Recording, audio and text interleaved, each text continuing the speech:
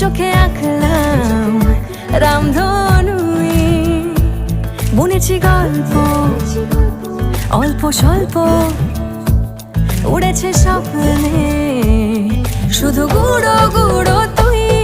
আমি সোনা কাঠি ছুঁই নাকি রূপো কাঠি ছুঁই, আমি জানি না কিছুই।